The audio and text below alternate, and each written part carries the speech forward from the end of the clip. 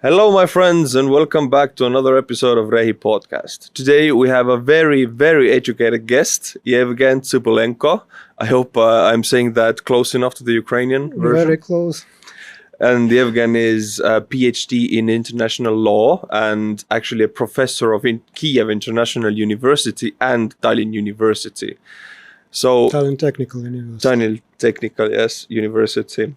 I understand you have been living in Estonia for over 2 decades now. So it's a very broad question to you. How is your emotions about it? Do you like it here? Oh, I not simply like it, I really enjoy it, I should say. I really like Estonia, and that's probably the reason why I became Estonian citizen and live here. I have a family here, home here, so I really feel myself as a Ukrainian Estonian or Estonian Ukrainian. It's definitely my second home now, for sure.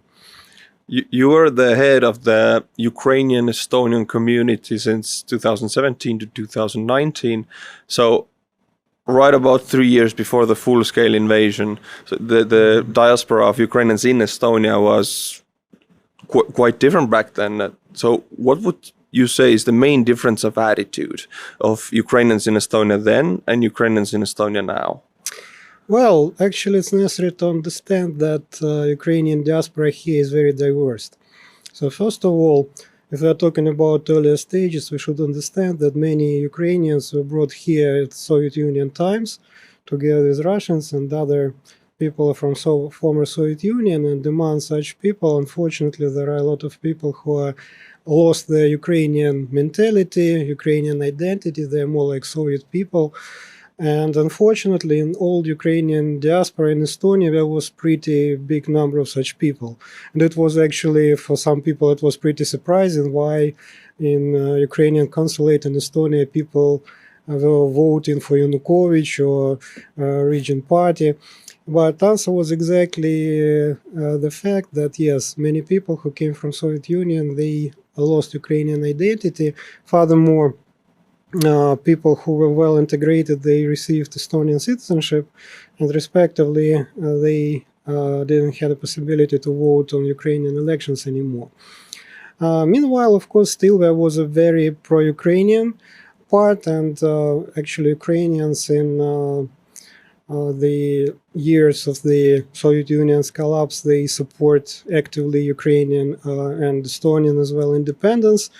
And actually, since that time, fortunately, many Estonians start to understand the difference between Russians and Ukrainians, because in Soviet Union times, all of them were kind of occupiers, which is understandable.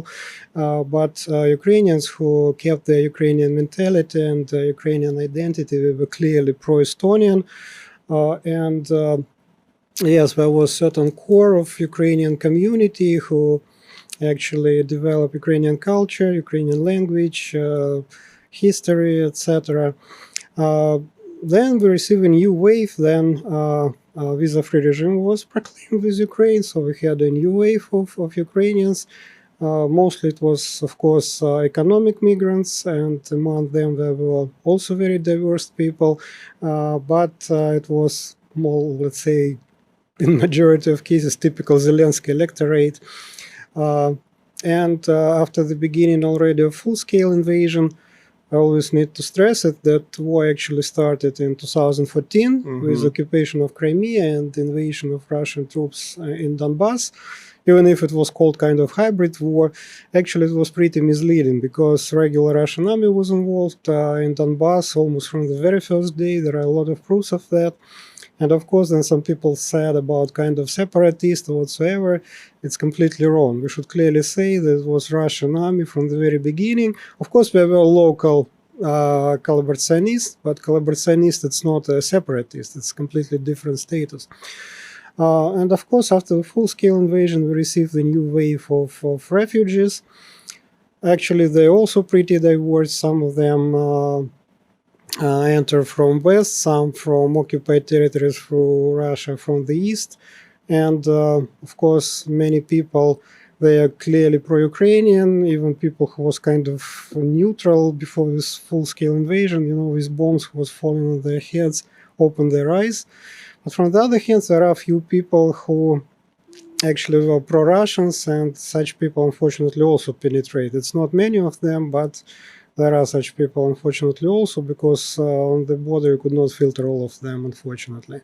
Simply there is no such capacity, even if there are such useful tools like Mirotvoret site, who has a lot of people who were involved in different collaborative activities, etc. But still, yeah. But if to summarize, of course, majority of Ukrainians, they are pretty pro-Estonian. We can also see that Ukrainian refugees are pretty well integrated here. According to the last information, if I remember well, more than half already have a job in Estonia. So they sometimes they do not work on their specialty. Sometimes, of course, it's certain downshiftting for them, but at least people do not simply sitting on the state payments. They work. They try to find their place in Estonian community, and so basically it's not burden, it's more like opportunity for Ukrainian Estonian society, I believe, because indeed, as we all know, average age growing in all European countries, so basically still all countries need fresh workforce, and Ukraine in that sense I hope will be very useful for Estonia also, because Ukrainians are pretty close by their mentality to Estonians, and it's probably easier for them to integrate than for people from other regions of the world. You mentioned before as Ukrainian immigrants in the Soviet times, or the Soviet immigrants, you made a distinction between Ukrainian people and more like Soviet people, as you said. So to the viewer also who hasn't lived or have contacts in Eastern Europe or ex-Soviet countries, what is a Soviet person? Well, Soviet person, of course, it's a person who, first of all, lost his or her national identity. Usually he or her does not speak their native language. We usually speak Russian, and not really keen to study language of their own countries. They're usually because of that in particular, because they simply do not have access because of their language limitations to the other sources, they're pretty under the influence of Kremlin propaganda and Russian propaganda in general. And of course, because of that, very often they have pro-Putin views. Unfortunately, it's a sad reality. And indeed, of course, it's not only the problem of Estonia. You can find such people on some there in Brighton Beach in US, in Germany, in France, wherever you want. And of course, yeah, Western people should be a bit less naive, and they should understand that such people is a potential danger. Hopefully, at least now we started to limit somehow Russian propaganda, because actually was yelling that we should do it from 2014 at least, even from 2008, then Russia invaded Georgia. But everybody was saying here that it's a freedom of speech. We could not limit anyhow freedom of speech in Russian propaganda. But of course, it's not true, because propaganda is not freedom of speech. And in the International Covenant on the Civil and Political Rights, which is a very basic cornerstone human rights convention, there is Article 19, which is dedicated to the freedom of expression. And right after that, there is Article 20, which clearly says that propaganda of war should be prohibited, as well as certain hate speeches. And it's not even right of the states, it's the direct obligation of the states. So war propaganda, direct Russian disinformation should clearly limit it, and it will not be violation of freedom of speech. And because of that, we should also understand that unfortunately we so-called BBC standards also doesn't work, because BBC standards believe that you should give both opinions and people will find something in the middle. But if they're talking about true information and propaganda, it doesn't work, because let's say that information says that our Earth is sphere, and propaganda says that our Earth is flat. What is in the middle? That Earth is cube or what? So it simply doesn't work. So this disinformation and propaganda simply should be stopped. And now we can see already first steps at least. I never thought about that actually, that Russia can weaponize European Union rights, civilian rights and human rights, and these media rights that you just set out, they can be transformed as a weapon against the European Union, since Russian propaganda can form any kind of information into anything else. And but since you have been talking about this since 2014 and even before, do you feel right now, after this full-scale invasion, we are closer, we're moving in the right direction, or are we there already with labeling it as a weapon? Yeah, we're definitely moving because, well, as it known, in Estonia, Russian propaganda channels were finally prohibited. Even some websites were blocked. But unfortunately, it's already a bit too late, because now people are very aware of all internet possibilities, and they can easily find that information in internet. You could not block everything in internet. But from the other hand, it's still very correct move forward, because still a lot of people, they had their TV sets switched on like a kind of background noise, They're not specifically looking for such Russian propaganda, but if it's simply always mumming something on the background, it still goes to the heads. And if it's not the case any longer, it's already definitely the progress, but still, as I said, people who are looking for information, they can easily find that. And of course, it's clearly require, well, prohibitions probably will not work any longer because possible things were prohibited already, but still we definitely need to be more active to tackle the disinformation, to show that it's disinformation, to provide true information. And of course, yes, we have some sites already, some tools which try to do it, like Propostop in Estonia, for example. And they definitely think that such things should be developed and be more active, not only in Estonia, but around Europe and Western world in broader sense in general. So Putin has, with 2 decades of non-stop propaganda into Europe, he has this core of people who elect for him, who believe in him, who are in foreign territory, believing that he is their savior and Tsar. Basically, they can be weaponized against any state in Europe. How do anti-brainwash these people? How to clear their heads? In Nazi Germany, it took re-education centers. It took decades after it. How do we do it with the Russians? Well, it's a really $1 million question, because indeed they're so indoctrinated that it's a really big problem. And unfortunately, it could be done only if our Western world will understand that current war is not simply the war between Russia and Ukraine, or I don't know, Hamas and Israel. Mm-hmm. It's actually a new war between new barbarian axis, which is clearly Russia, Iran, Northern Korea, but still clearly backed by China, even if they would like, communist China, if they would like to present themselves as a kind of neutral, but of course not true. And they are attacking our civilization. So Russian-Ukrainian war, it's only part of this puzzle. And as we can see, it was kind of green light for all these bad guys around the globe. So all of these attacks on Israel, all these Houthis who attack world shipping, Maduro who now going to annex 2/3 of Guyana, China who always pressing on Democratic Republic of China, which is Taiwan. And if Putin will not be stopped, if Russia will not be defeated, it will be clearly green light for all of them to continue, and for new dictators, because it will be a clear sign that you can use force without any clear consequences and achieve certain goals by that. So that's why any kind of ceasefire whatsoever, any presence to Putin to keep Crimea or whatsoever, it will always lead to the collapse of international world order. We should clearly understand that, and we should clearly understand that this war should be ended only by defeat of Russia, which should lead to the payment of compensation, reparations, punishment of all criminals, including the all leadership of Russia for crime of aggression.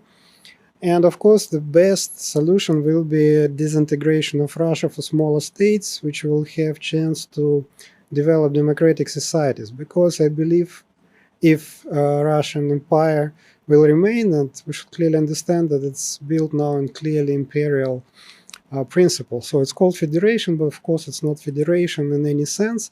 It's a pure empire, and if it will remain in current borders, nothing will change. And it's also clear from the so-called Russian opposition, who in absolute majority of cases simply would like to change bad Tsar for good Tsar and keep the Russia as it is.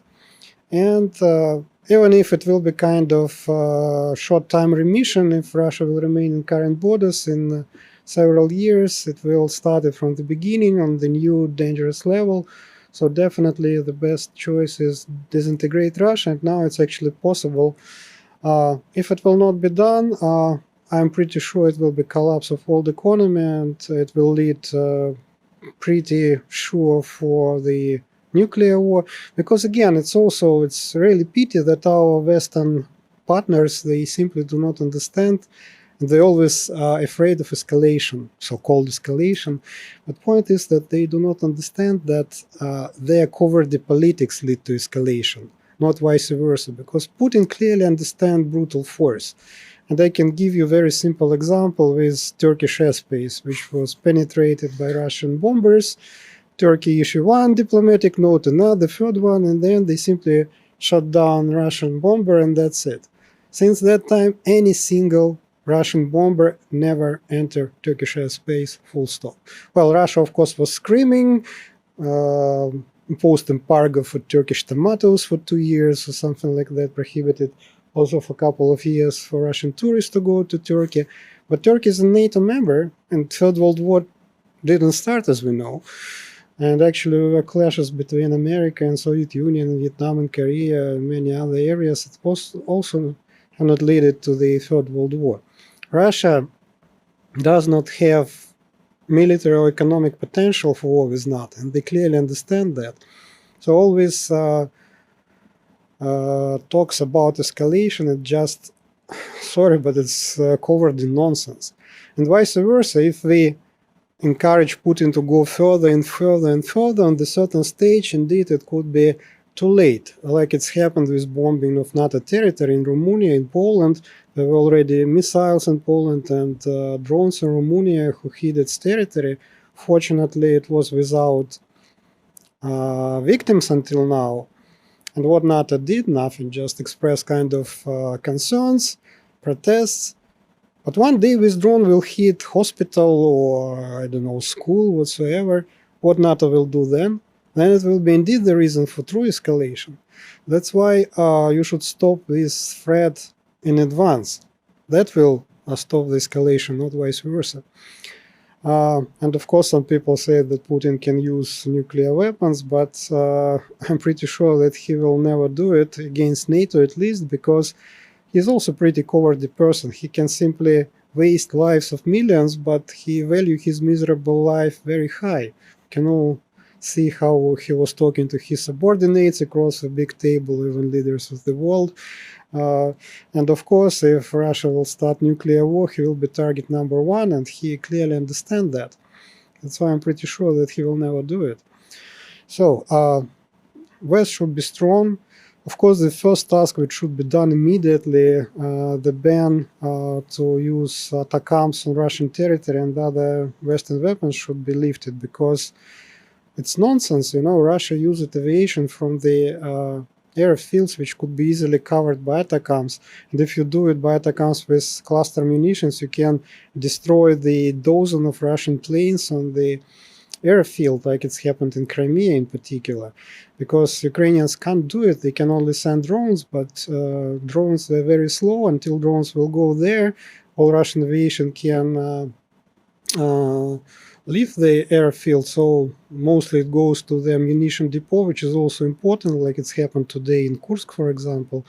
Then not in Kursk, sorry, in Lipetsk, then ammunition depot of Lipetsk airfield was destroyed, or in Morozovsk a few days before. But still, aviation mostly remain untouched because of that. Plus, drones, they have pretty limited warhead, so if it will go to airfield, it also will not cause a lot of troubles for the aviation, but Atacams with cluster Warhead can destroy dozens of airplanes by one hit, but it's prohibited. So Ukraine need to fight with one hand behind its back. And of course, it's unfortunately, it's a very pity because it's not something abstract. It's lives of Ukrainian soldiers, of Ukrainian civilians, because with Russian gliding bombs, it's now one of the most dangerous weapons which Russia has. They can drop it without penetration to the Ukrainian airspace from its own territory, so it's almost impossible for Ukrainian air defense to destroy such planes, and also very difficult to actually intercept such gliding bombs, and they simply leveling all positions, cities whatsoever, nothing to do with it. So there is some hope with F-16, but still, even if they will have around 120D, until now I think it's only 120C, it will be pretty difficult to intercept such planes on such distance. So that's why this lift of this prohibition is definitely one of the most important priority, and I think all of us should make pressure on American and other Western governments to permit Ukrainian armed forces to do it. And actually in this latest entering of the Ukrainian forces to old Russian territory, to Kursk region, clearly shows that it's not lead to escalation, simply show weakness of Russian Federation, and it can actually lead to the internal disturbances in Russia, because people there is pretty unhappy on all sides. There are different points of concerns both among civilians and so-called patriots who believe that Putin even a bit too weak, etc. So basically, pressure on Russian territory, it's a definitely good move, and it's also will help to have stronger position on negotiations if we will start it one day. Do you think Ukraine started the Kursk incursion to have a bargaining chip for the future negotiations? Well, it could be one of the reasons, but it's probably not the most urgent reason. The most urgent reason, I think, is to somehow decrease the pressure on the front line in Donbass, the Russian pushing slowly but permanently, maybe at 100 meters, but still it's every day 100 meters, so it's slowly moving forward. And as I said, with help of the gliding bombs, it's very difficult to stop them, because they simply send people, they do not care about their lives. As soon as their infantry killed, they send new ones without care about their lives. With support with gliding bombs, it's very difficult to stop. And of course, now we can see that Russians need to bring units from this Donbass front line to Kursk to stop somehow this offense. And I believe that Ukraine probably will stay in some cities. It will kind of permanent point which will require from Russia to have the front line longer. Respectively, we will need more troops to keep it, and if it will be more or less active hostilities there, it will definitely provide certain relief to the troops which are fighting in Donbass region or in southern Ukraine. So when we saw the example of the Third Reich, when foreign power was so strong that German army just disintegrated in the end, in the Russian style, many people talk, and you also, about the dissolvement of the Russian Empire. How do you feel, or how high are your hopes still that this could happen from within? Well, it's a hard question, because from one hand, as I said already, it's absolute necessity. Because if we will not do it, it will lead to the green light for all dictators, and it will lead to the collapse of the world order. It's for sure. On the other hand, unfortunately, and some people understand it already, and some things which I was pronounced for years already, now it's already repeated by Stoltenberg, by Biden, and they saying that support of Ukraine is not a charity, its investment of global security. It's exactly what's happening. But from the other hand, yes, unfortunately, there are still a lot of politicians who are simply corrupted by Russia, who are simply so-called useful idiots, who believe that, yes, such kind of diplomacy should be provided, that kind of ceasefire should be organized. They simply should not understand that any ceasefire, it will not be peace, actually. It will be first step to capitulation of Ukraine. Russia will simply use that ceasefire to reinforce itself and to continue, which exactly happening from 2014. As we can see, always Minsk 1, Minsk 2, etc. lead to nothing. It will be exactly the same. In addition, on the occupied territories, people are suffering because all possible crimes and violation of human rights committed by Russian occupiers. We should always keep in mind that some people say, well, it's Putin's war, Russian people, they're good, they simply kind of misleaded. It's not true. And I can easily prove it. If I will go to the official website of Ukrainian General Procurator Office, there is a table there where you can see the number of registered war crimes. It's updated, every date updated. I checked it today, it was 134,000 war crimes. And it's only war crimes which were officially registered mostly on the occupied liberated territories. And we can only guess what's happening on the occupied territories. But we can see mass graves near Mariupol from satellites, actually, which sounds volume. So we can easily multiply this number on 2 or 3. Just think about this number, 134,000. It's more than a third of the population, actually. And it's not Putin or Gerasimov or Shoigu. Of course, they are responsible for all of them, but these crimes are committed by common Russians, by regular fathers, husbands, sons. And actually, it's happened on all levels, starting from the recruits, from the contract soldiers who simply killing people, raping women. And actually, it was a very interesting movie. You can watch it, which was based on the interceptions of the discussion between Russian soldiers with their mothers, wives. And there were some discussions that soldier talking to his wife, and she said, yes, you can rape Ukrainian women, just use condom, because I don't want if you will come with kind of venereal disease bag or something like that. She says wife to his husband, you know. And actually, it's a pretty interesting movie. I would definitely recommend you to find it and to listen it, to understand the mentality of Russian people. They looting, and they looting not only washing machine, they looting even dog channels. You've probably seen these videos. Then they use this dog kennel on the lorry, even dirty underwear. It's officers who plan the operations, attacking civilian objects, hospitals, killing prisoners of war. It's high command who attack critical civil infrastructure, hospitals. Russian propagandists openly saying that military hospital is a legitimate military target. Can you imagine that?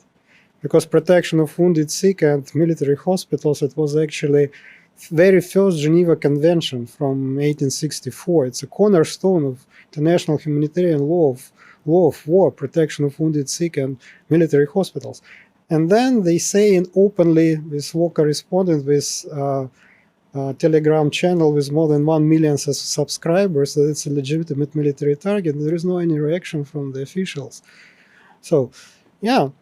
And as you also know, Commander-in-Chief, who is Mr. Putin, and so-called children ombudsman Vova Below, they already had a arrest warrant from the International Criminal Court because they are involved in the kidnapping of Ukrainian children. Actually, deportation of civilians, it's war crime, crimes against humanity, and in certain situation, genocide, even if we're talking about adults. But if we're talking about children, it's go even beyond that. But it's not only Putin and Lvov Below, now it's also Shoigu and Gerasimov who also had arrest warrants, as well as head of Russian aviation and former head of Russian Black Sea Fleet. So now it's already 6 arrest warrants from the ICC, though that's the Russians, but of course we should clearly understand that ICC could not cover all of them. It will be combination of the efforts, because of course Ukraine itself can punish Russian criminals. Other countries on the basis of universal jurisdiction can do it, and many countries, for example, interviewing refugees to get that information. ICC will be involved clearly, but also I hope the special tribunal for crime of aggression will be organized. There is now active work as to that, as to creation of that tribunal, because unfortunately crime of aggression was added to ICC statute a bit later by Kampala amendments, and the formality is a bit tougher there. So ICC has jurisdiction because Ukraine admitted its jurisdiction over war crimes, crimes against humanity and genocide, because all those crimes are happening on Ukrainian territory. But unfortunately, ICC does not have, in that particular case, jurisdiction as to the crime of aggression. That's why now this discussion about creation of separate tribunal is ongoing, and I hope it will be organized in feasible future. So basically, meanwhile, if it will not happen, yes, as I said, it will be green line for everybody. Is it possible? Unfortunately, it's possible because, yes, as I said, there are a lot of people who still believe in kind of negotiations because of different reasons, and it will the one way to the complete chaos and destruction of the world order. But is it possible or not? Unfortunately, it's possible. And that's why we should make all our efforts to support Ukraine much more actively than it's happened until now, because yes, of course, Ukraine is thankful for the Western partners because, first of all, Ukrainian heroism of Ukrainian army, of Ukrainian society, of Ukrainian volunteers stop Russian invasion, but of course, Western support was also crucial. Otherwise, probably Ukrainian army would already be kind of in the forests involved in guerrilla warfare without Western weapons. But from the other hand, this support is clearly not full enough. It's always late. It's always not enough. Very often it's pretty out of dated weapons, which is still needed, but still it's not up to date weapons. Because if West has, for example, fifth generation fighters which can destroy Russian airplanes before they will be even detected by Russian planes, and in the end, after 3 years, Ukraine started to receive only the first blocks of F-16s, also in kind of homeopathic quantities. Of course, it's not proper support, I believe. West can do much more, and it's first of all in the interest of the West. But we will see. I hope, of course, I try to be an optimist, but without efforts, without pressure, it could not happen. I feel sometimes that the West, collective West, is more afraid of the disintegration and losing of Russia than they are afraid of this war and escalating this. They're so afraid of taking the steps that actually show Russia that they're losing. Because I feel like the West wants Putin to feel that he's winning. Take the next step, take the next, and bleed themselves out very slowly. Because the West, European Union and America, they have capabilities of ending this war in 3 days, 4 days, just destroying whatever needs to be destroyed. This is not going to happen. They are afraid of destroying these Russian capabilities. Either they're afraid of the nuclear weapons or, as you mentioned, the disintegration of Russia into several nuclear states. Then this is an outcome. They, again, are so much afraid, and that limits the support. They're afraid of something. We here in Estonia, as a small nation, we're not afraid of nuclear war because the Russian artillery is as bad to us as a nuclear weapon. It levels everything. So there's no fear like that here. I don't feel it, but it is in Washington. So what do you think they're afraid the most? You know, the most ironic thing that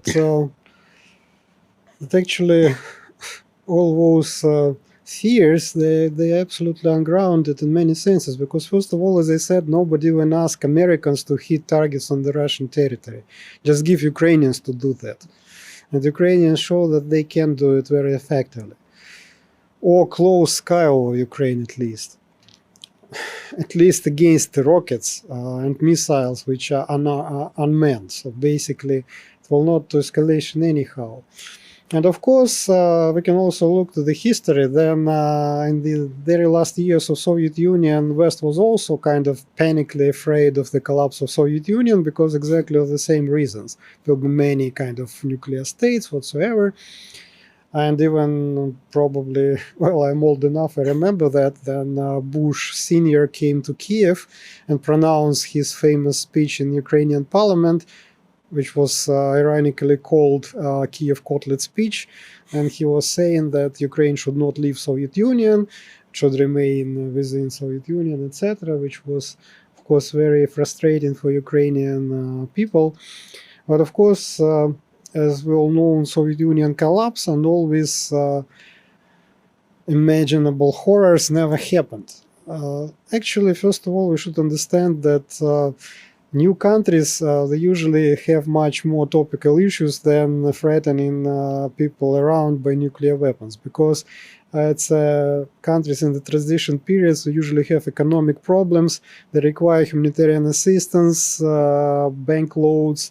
It was exactly with Russia after the collapse of Soviet Union and received the so-called with Bush chicken, Bush legs, so-called, the chicken of humanitarian assistance, which saved Russians from hunger in many cases. They don't remember that, of course, as usual.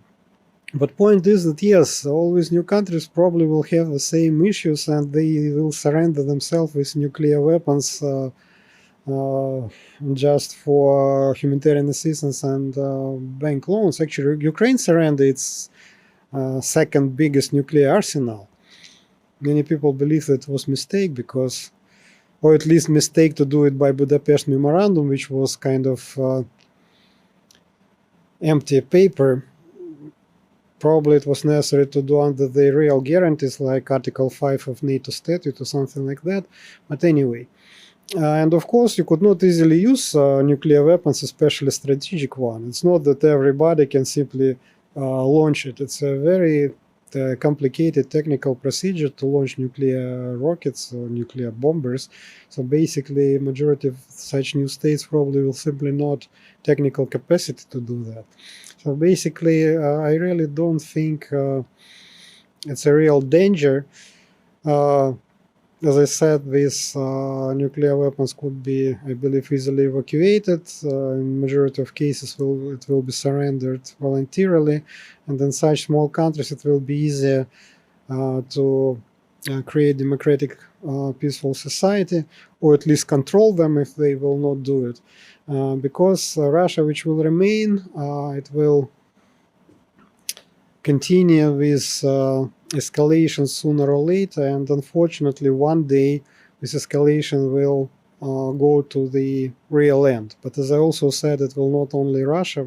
I'm really worried about communist China because their plans to annex Taiwan is very clear, and if Putin will not be punished, it will be absolute green line for them. And even if Third World War will not start it there, which is pretty possible, it will be world economy collapse. It's for sure, because Taiwan produce up to 90% of modern semiconductors and microchips. And if all this industry will be destroyed or even blocked somehow, you can imagine what will happen with world economy. All these coronavirus limitations and problems, then some car factories will stop because some chips were not available. It will be kind of holiday in kindergarten comparing with economic crisis which will happen in case of the attack on Taiwan. So basically, it's much more dangerous, definitely. So these fears that people have in the West could be also 2 decades of Russian fear-mongering and putting it in the people's heads that we have nuclear weapons. It's a saber rattling that we can use them. It's feeding people this fear. Russian propaganda. Yeah, it's worked, unfortunately. Yeah, we should admit it. It worked, and it's somewhere very deep, especially in the old politicians in Biden head for sure, because he remained always Cold War, Soviet Union, which was much more stronger superpower comparing to Russia, and the fear of always nuclear war, but situation a bit different now. So I still think that yes, approaches should be changed, definitely. Really miss such people like Senator McCain or President Reagan or Prime Minister Margaret Thatcher, who was strong enough to stop dictators, to name them as they are. So the civil empire definition by Ronald Reagan, it's exactly what we have now. Russia is a clear evil empire, sub-empire, because it's not so strong as the Russia, the Soviet Union was. But still, it's an evil, and evil should be destroyed. It's like cancer. You could not negotiate with cancer, and it spread as metastasis around the globe. Cancer should be simply removed by surgery, full stop. And actually, it's also pretty interesting. You could not hate cancer, you simply need to remove it. But if you have a doctor who has the most up-to-date medical facilities and he provides aspirin to the patient, which actually West do, it's really start to lead to some misunderstanding. It's a very great analysis about what's going on. I do agree 100%. I read that you have taken part in the memorial ceremony of the deportations of Estonia in 1949. My grandfather was also deported when he was 4 years old at the time to Siberia. Could you little bit open up about the deportation systems in the Soviet Union, and that it wasn't only the Baltics, that it was also Ukraine? Yeah, it was pretty, unfortunately, regular practice. It was definitely not only in Baltics. Some nations were completely deported. The most probably well known is deportation of Crimean Tatars from Crimea, which is again occupied by Russia, and actually this Russo-Ukrainian war started with the occupation of Crimea. So they were completely deported from Crimea and received possibility to came back only after the collapse of Soviet Union. Then Ukraine became independent, and now Crimean Tatars also suffering a lot under the Russian occupation together with Ukrainians. But there were a lot of other nations which were deported from Crimea, was also deported, for example, Armenians, Greeks, Germans, Italians, Bulgarians, Karaims. Chechens were deported not from Crimea but from Chechnya. That's why probably these Chechen wars were so tough in Russia, because Chechens remember well all those deportations. We all should know that deportations were in very horrible conditions. Then people were simply put into the cattle trucks without any facilities and sent to Siberia or northern Kazakhstan or even further to the north, and sometimes they were sent to the places where there were no any facilities. They were needed to make some kind of barracks on the plain land, which was frozen without anything. So many people died. In general, more than half of deported people died. And yes, it was in all Baltic states. It was also in Ukraine, especially in eastern Ukraine. There was even order to deport all Ukrainians, but unfortunately, Unfortunately, now in that case, Ukraine is a big nation. They simply does not have facilities to do so. It was not technically impossible to deport all. That's why they limited deportation of Ukrainians to certain target groups. But yes, it was common practice, and basically majority of nations suffered from such deportations. But of course, yes, for Baltic states, it's a very well-known fact. Because it was not only deportation later, but again, it was also not also happened in Baltic, but in the other places. To these empty houses, they brought people from Russia, from other regions of Soviet Union. So basically, it was not simply deportation; it was changing of population by the Soviet occupiers, which is actually directly prohibited by law of war. it's a direct prohibition to send your own population to the occupied territories. But Russia, Soviet Union ignore law of war fully.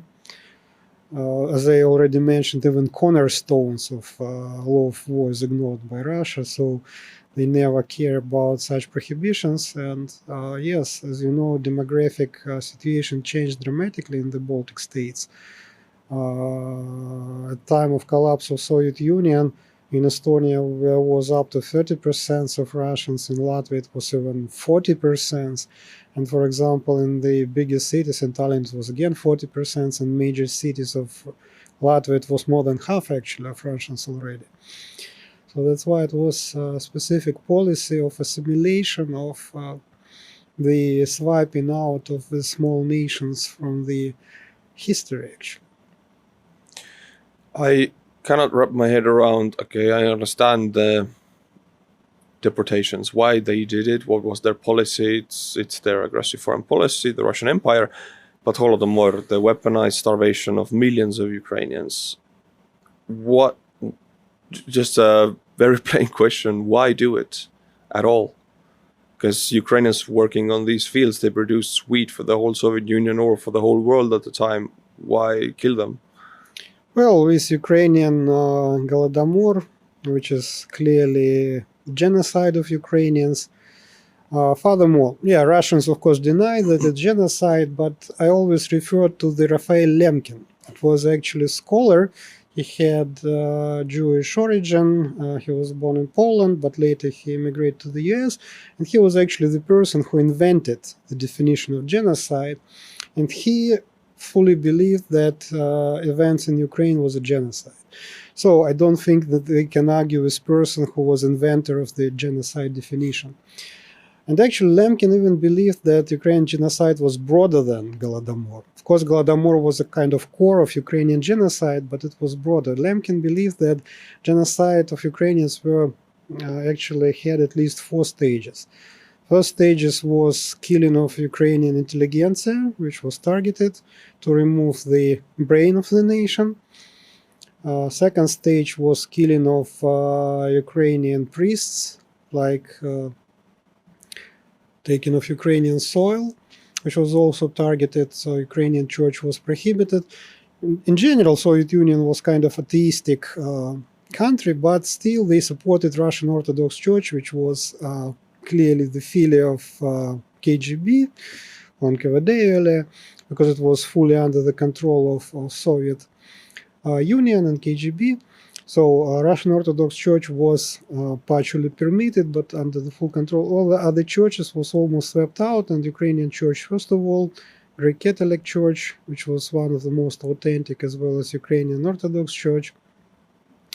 Then it was Golodomor, killing the Ukrainian peasants. And finally was exactly the changing of demography of Ukraine. Why it was necessary? First, of course, it was necessary to stop national resistance, because peasants, of course, it was kind of core of Ukrainian nation, because it was traditionally very agricultural areas, and peasants, Ukrainian peasants usually were maybe not rich, but pretty wealthy. They were not interested about all this communist propaganda, so because it was mostly targeted for most poor peasants, drunkards, all that stuff, organized with so-called combat committees. In Ukraine, it was usually not supported because people were pretty wealthy and they were not interested in that. So basically, to change the situation, yes, it was necessary to impose total fear, simply to step up the people, to bring population from Russia to that areas. And it was very heavy policy of assimilation. So now, as we know, many people in Eastern Ukraine were Russian-speaking, but it was not always like that. Those regions, even time of Second World War, were purely Ukrainian-speaking regions. So it was exactly the policy of assimilations. Many people were brought to the different industrial plants, factories, whatsoever. They were also very often brought from Russia. And because of that, they also limit the number of Ukrainian schools. many cities where were not Ukrainian schools at all, for example. And even if in the places the Ukrainian schools were available, it was always kind of more prestigious to study in Russian schools. If you plan kind of career, it was always necessary to speak Russian. So Ukrainian language was kind of kept for, for songs, for dances, for villages maximum, not for kind of science whatsoever. And of course, they try to assimilate as much as they can. Actually, the same was in Baltic states, but in Baltic states it was a bit more difficult because Baltic languages, not Baltic languages, but Estonian in particular, belongs to the Finno-Ugric group, which is completely different. It's not even in the European language. Actually, in Europe, only Finno-Ugric languages are not in the European. Basque language, I believe, also. A lot of languages are in the European. But Ukrainian, as Russian, it's a different language, but it still belongs to the Eastern Slavic group. So still they have certain similarities. Because of that, with assimilation, of course, a bit easier. And of course, it was most successful in Eastern Ukraine because Western Ukraine was occupied by Russia a bit later, mostly before and after Second World War, because some of Western Ukraine was in Poland, some in Czechoslovakia, some in Austro-Hungarian Empire first. And in that areas, usually Ukrainian mentality and identity kept much better than in Russia. Because in Russia, some people, it was also pretty interesting. They say, look, there were some Ukrainians in Soviet Union, very high positions, starting from Khrushchev and even Brezhnev, who had also some Ukrainian roots. But we should clearly understand that to achieve that position, it was necessary to completely surrender your Ukrainian identity and become the Soviet person. So even if those people were indeed Ukrainian by origin, ethnically, they were not Ukrainian by mentality anymore. Maybe in the Austro-Hungarian Empire, Ukrainians does not have such high position like in Soviet Union, but they have a possibility to keep Ukrainian mentality at least.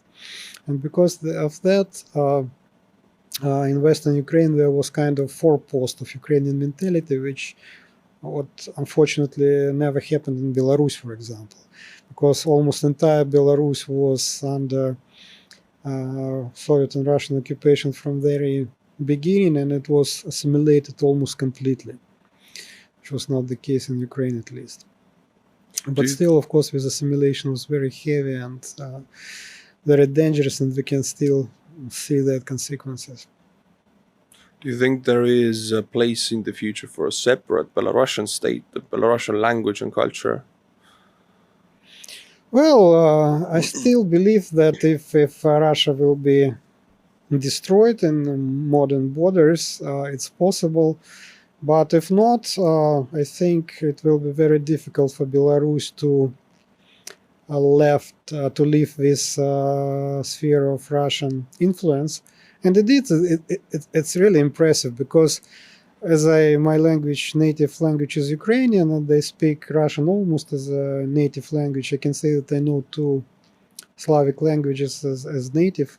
I understand Belarusian language 100%. And it was not the case for some Belarusians in Belarus. In Belarus, there were a lot of Belarusians who simply does not speak Belarusian language and do not understand it. And it was easier to hear real nice Belarus language in Eastern Poland, for example. There were still some Belarusian communities, and when I've been there, I really enjoyed that Belarusian language, which is really nice, and it's kind of natural. Of course, I believe that if Russian Empire collapses, it will be definitely a possibility for any sons of Belarus statehood and culture and language. Otherwise, I'm afraid not. All right. I share that hope with you, and I want to thank you for your expertise. It has been so interesting to listen to you, and I'll definitely use that information in my videos. And thank you for finding the time to give me and my viewers this insight about Russian mindset, Soviet mindset, and Ukrainian fight for freedom. Thank you. Thank you very much for the invitation. It was a real pleasure for me. My friends, I'll see you next Monday. Slava Ukraini. Героям слава.